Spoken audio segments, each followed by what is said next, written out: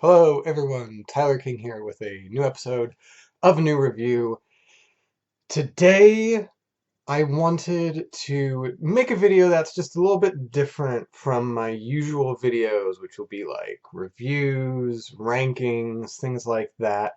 And I wanted to talk about something that I've been on the receiving end of pretty much since I started doing these reviews, and that is toxic fandoms. Now, when I'm talking about toxic fandoms, what I mean is groups of fans for something, whether it be a musician or a film or, any kind of specific thing, who, for lack of a better term, don't like contrarian opinions. What I mean when I say that is, like, for me, for instance, I absolutely love the film Seven Samurai. So if somebody comes and says that they hate Seven Samurai, of course, your gut reaction when somebody comes to you with a contrarian opinion of something that you hold near and dear to your heart, of course your gut reaction is going to be to reject that opinion, which I completely understand. It's in human nature, it's a psychological thing. I'm not going to go into it. People much smarter than me will be able to explain the actual reason why that affects each person the way that it does. What I want to talk about today is, for me, what differentiates a fan from a fanatic. Now, of course, the word fan comes from the word fanatic, but I think that there are differences between the two. For me, somebody who's a fan is somebody who loves or likes or appreciates a certain thing, but is open to debate about or with somebody who doesn't like the same thing, or somebody who may enjoy certain aspects of it differently, or somebody who just enjoys completely different aspects of it. Like, for instance, one of my best friends, I would call them a very big David Bowie fan, but they love the albums Never Let Me Down and Hours, and they hate Aladdin Sane and Hunky Dory. Do I think that they're any less of a David Bowie fan than me? No. They just happen to like different aspects of his career more than others.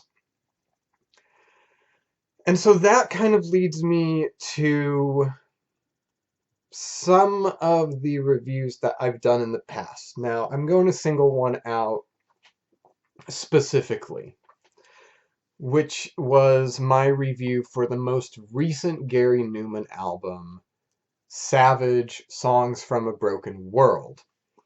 Now, in the review, and I think that I'm pretty fair when I give my reviews. What I mean when I say that is, if I enjoy an album or a song, I'm not just going to say, oh, I love it because it's great. I like to give reasoning behind why I feel the way that I do about something. The same if I hate a song or an album. I'm not just saying, oh, I hate it because it sucks. I feel like if you watch my videos all the way through, you you're able to hear my reasoning behind why I feel certain ways about certain things. So my review for Savage, I ended up giving it, I want to say I gave it a 7 out of 10 at the time that it came out. For right now, I would give it a 7 out of 10.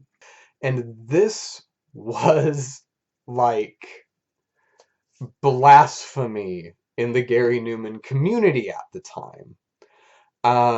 I still will get messages from people asking me if I have changed my opinion on the album, if I still If I still think it's a 7 out of 10, if I've warmed up to it. I mean, if anything, I like it less now.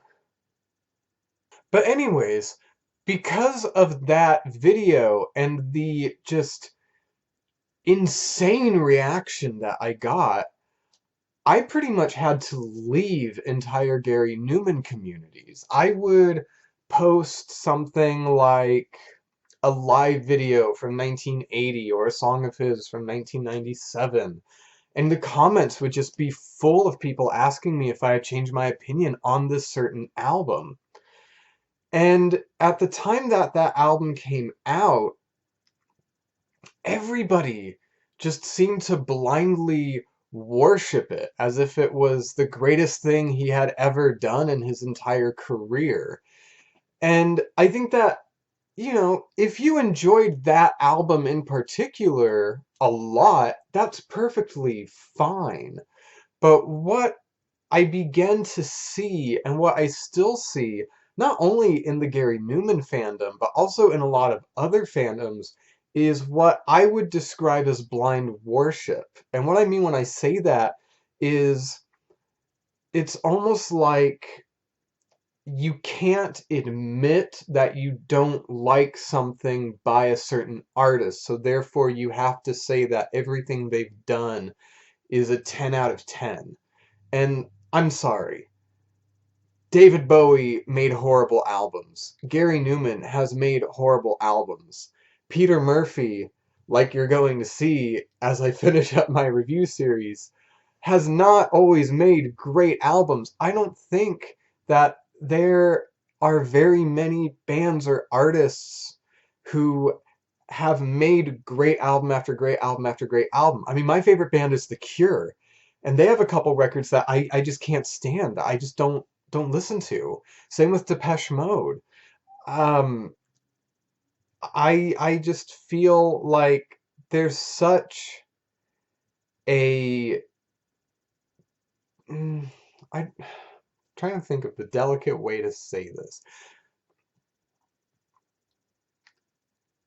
I don't understand why certain people can't admit to themselves that either something isn't good or that it isn't a personal attack on them if somebody doesn't like the same things that they do.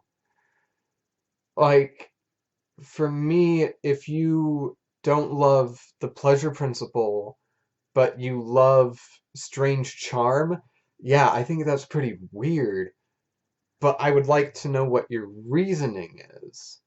Um, I don't know.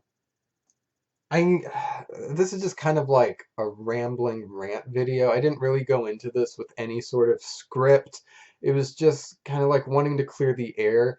It was almost like I wanted to make a disclaimer video, which seems ludicrous in and of itself. I mean, this is my YouTube channel. Of course, the opinions in these videos are mine, and I like to think that they're well-informed opinions, but it seems a little bit ridiculous that I have to make this video to begin with. I feel like people should realize that these are my opinions. What I'm saying isn't necessarily fact. It's just how I personally feel about certain things. And, if I don't like this album, if I don't like that album, if I think that the last David Bowie live album wasn't everything that it should have been, that's not a personal attack against you. It's not a personal attack against anything.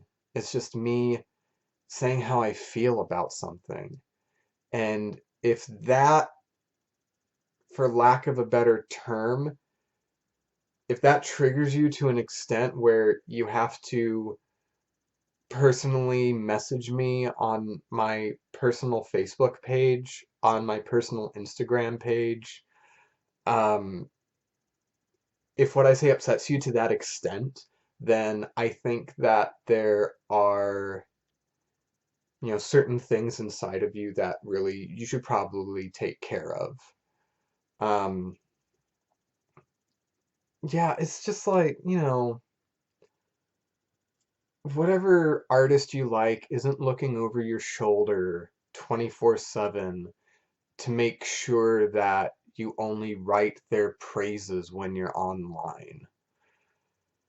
And it just bums me out that, I think that communities of fans should be supportive. I think that it is healthy to have discourse back and forth about differences of opinions in terms of art, especially because art is such a subjective thing.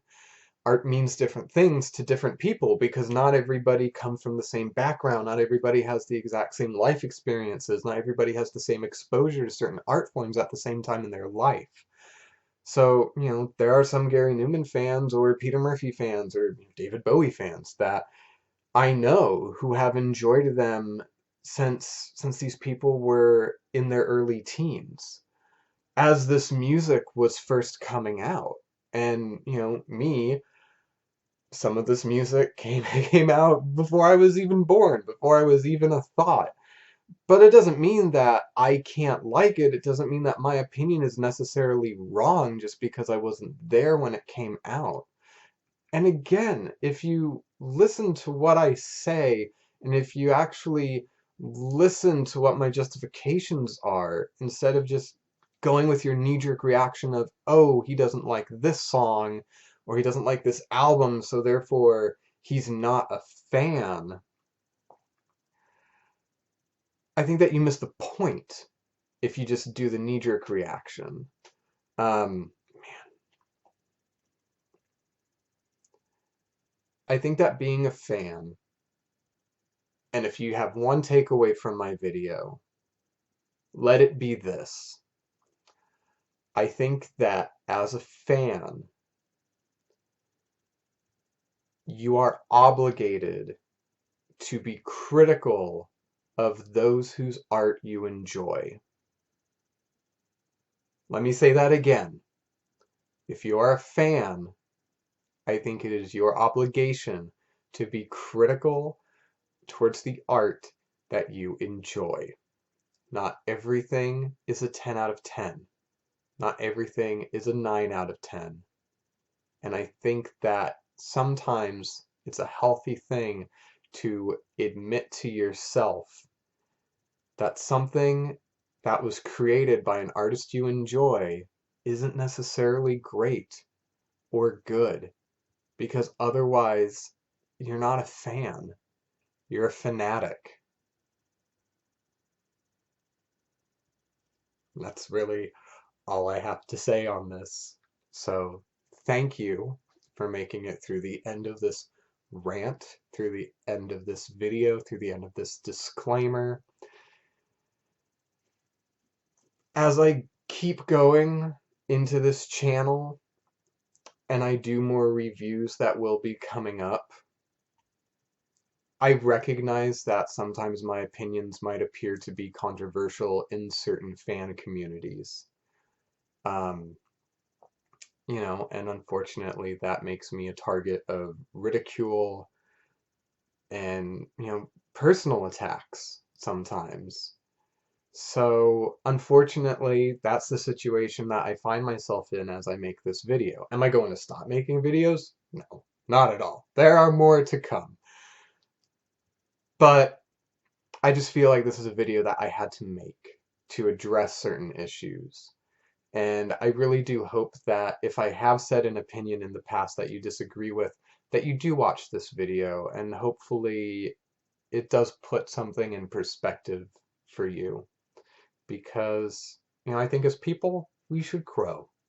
And that's really all I have to say about this. So, thank you everybody for watching my little rant. Uh, there are more music-based videos coming very soon. In particular, finally, the Peter Murphy review. That's probably going to be the next video that I put up, will be my review for Unshattered. And I really am going to try to get these Peter Murphy reviews out as soon as I can. Expect a little bit of a different format for these review videos than I've done in the past. I'm kind of toying with the idea of doing something a little bit new, something a little bit different to, differentiate these newer videos I'm doing from the ones that I had uploaded a couple of years ago. So, yeah, stay tuned.